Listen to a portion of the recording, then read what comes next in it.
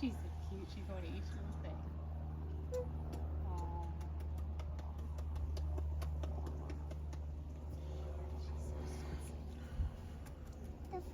The flavor that Mommy.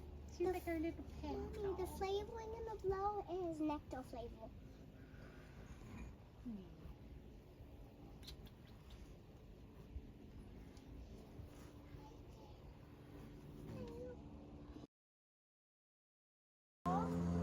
She's so pretty.